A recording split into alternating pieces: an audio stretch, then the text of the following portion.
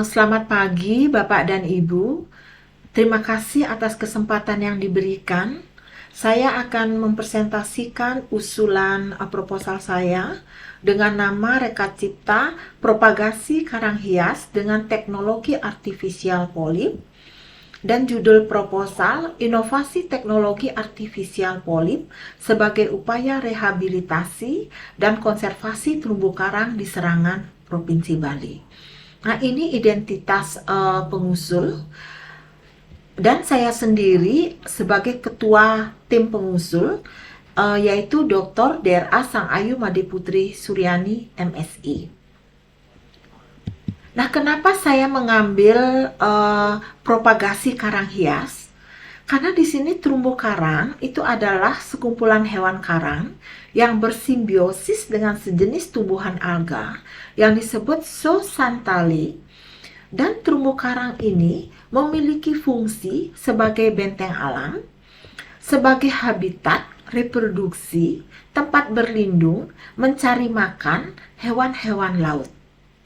Juga sebagai pariwisata, sebagai sumber natural produk, dan sebagai tempat pendidikan dan penelitian. Nah, sehingga kelestarian terumbu karang haruslah dijaga. Namun saat ini ekosistem terumbu karang itu terancam punah karena banyak karang yang rusak. Nah, kerusakan terumbu karang itu disebabkan oleh beberapa aktivitas seperti pengambilan terumbu karang secara ilegal dan juga penambangan. Nah, kalau kegiatan ini secara terus-menerus, itu akan menyebabkan terumbu karang itu akan terancam punah. Nah, sementara permasalahan yang dihadapi oleh mitra industri, di dalam hal ini mitra industri kami itu adalah CV Bali Aquarium, itu kesulitan untuk memperoleh bibit karang yang berkualitas secara vegetatif. Dan juga mengalami hambatan terhadap sumber bibit yang tersedia di alam untuk diperbanyak, sehingga diperlukan teknologi untuk memproduksi bibit yang berkualitas. Sementara permasalahan yang dihadapi oleh masyarakat itu dalam hal rehabilitasi ekosistem terumbu karang itu membutuhkan biaya operasional yang tinggi. Dan harga bibit koral serta fasilitas produksi kultur koral itu harganya cukup mahal. Nah, sementara inovasi ya yang ingin kami berikan itu adalah terkait dengan propagasi atau transplantasi karang hias. Di mana transplantasi karang itu adalah kegiatan untuk memperbanyak koloni karang melalui fragmentasi spesimen. Di mana nanti karang hasil transplantasi yang dipersiapkan itu untuk diperdagangkan itu adalah dari hasil penangkaran. Sementara transplantasi karang itu harus mengacu pada beberapa hal, itu antara lain spesies yang dapat diperdagangkan atau diinginkan.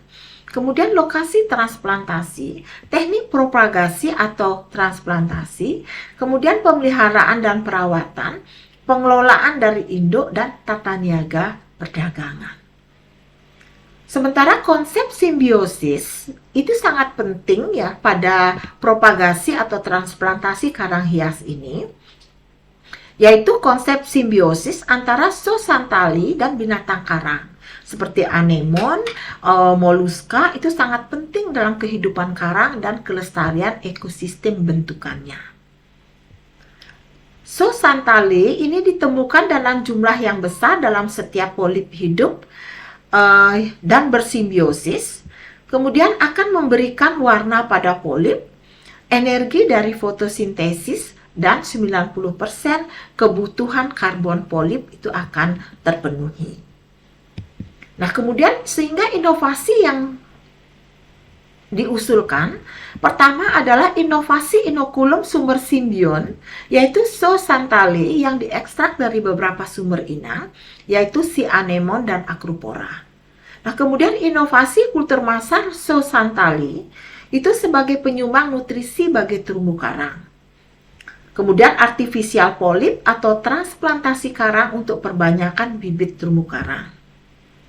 Inovasi ini sangat terkait dengan rekam jejak mitra kami yaitu CV Bali Aquarium, yang dimana CV ini bergerak dalam bidang budidaya karang atau koral. Nah, kemudian manfaat atau dampak yang kami dapatkan ya untuk pengusul dan perguruan tinggi. Jadi kinerja dosen di luar perguruan tinggi diakui profesionalismenya. Kemudian bisa meningkatkan akreditasi program studi manajemen sumber daya perairan Universitas Warmadewa. Sementara manfaat dan dampaknya untuk mitra kami yaitu CV Bali Aquarium dihasilkan artificial coral yang berkualitas dan berkesinambungan. Kemudian untuk masyarakat dan penerima manfaat itu terlaksananya rehabilitasi terumbu karang di Desa Serangan, Denpasar, Bali. Sementara IKU perguruan tinggi yang kami dapatkan yaitu IKU 2 di mana mahasiswa mendapatkan pengalaman di luar kampus, IKU 3 dosen berkegiatan di luar kampus, dan IKU 5 itu hasil kerja dosen digunakan oleh masyarakat. Nah, itu yang bisa kami sampaikan. Sekian dan terima kasih.